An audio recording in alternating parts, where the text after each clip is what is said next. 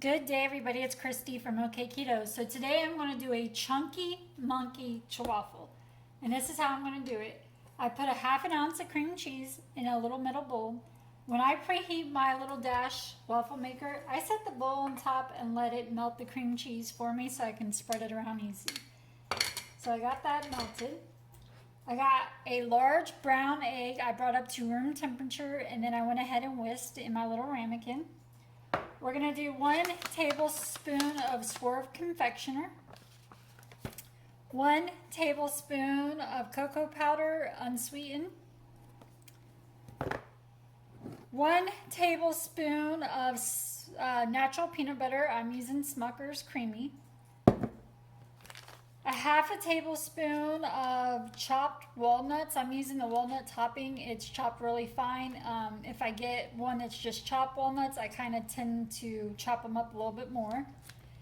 And then a half a teaspoon of banana extract. Now, the banana extract I take 5 minutes before I'm about to make these, and I drizzle it over top of my cocoa powder. I let it absorb in there really good until it gets dry, then I stir it around a little bit so it's well incorporated, and the cocoa powder is the carrier for the banana extract. If I put this directly into the egg mixture, it changes the consistency of the chaffle, and I do not care for it, so that's why I always try to use a carrier for the extracts. Okay, and a half a tablespoon of semi-sweet Baked Believe chips. Of course, you can use Lily's chips as well. I take a half a tablespoon of the chips, and then I chop them up really fine with a knife, like that. So, let's get started. To my softened cream cheese, I'm going to add all the dry ingredients.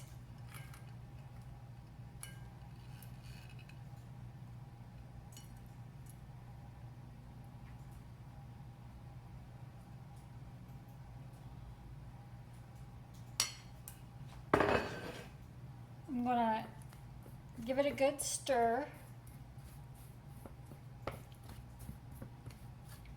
And now it looks like this. I'm gonna go ahead and add in my tablespoon of peanut butter.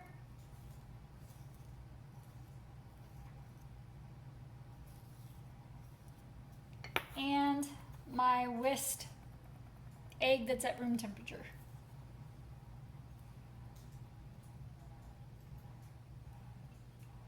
I like to use a little tiny spatula to try to get all of the egg that I can get out of there possible.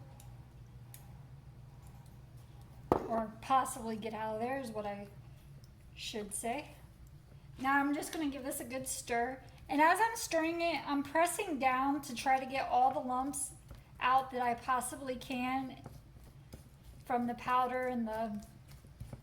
Of course there's going to be some from the walnuts and the chocolate chips, that's to be expected, but I really want to get the powder, the cocoa powder and the swerve blended in there pretty good. And of course I'm also scraping the bottom at the same time.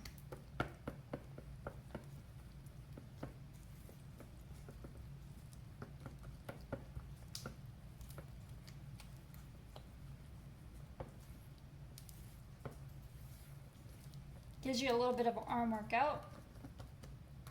That's okay, I need it. Then I kind of like scrape my spatula on the side of the bowl and stir it in there again.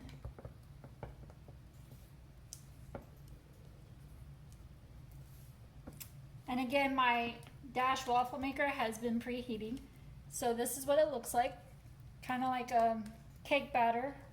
A little bit of lumps in it from the nuts. And I'm going to pour half of it into my waffle maker.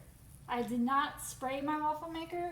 Nothing's been sticking in it, but you can spray yours as a precautionary if you would like to. It cannot hurt anything. I just spread it around, make sure all my little grates are covered. I'm going to close this. This mixture is going to make 2 of the chaffles. When this comes out, I'm going to stick it on a cooling rack. If I put it directly on a plate, it's going to have condensation on from the heat, and it's going to cause the chaffle to get soggy on the bottom. I do not like that, so I always place mine on a cooling rack when they come out. So when I get 2 of them made, I will plate them up, and I'll be back to show you what they look like.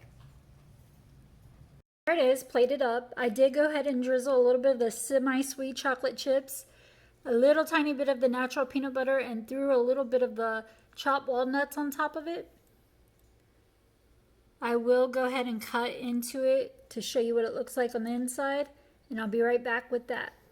And here's the inside. There's the top. This is going to be a thicker consistency than some of them because of all the ingredients we put into it, but it's going to be really good, like a cake. And this concludes today's video. Again, thank you so much for watching, and I will see you next time.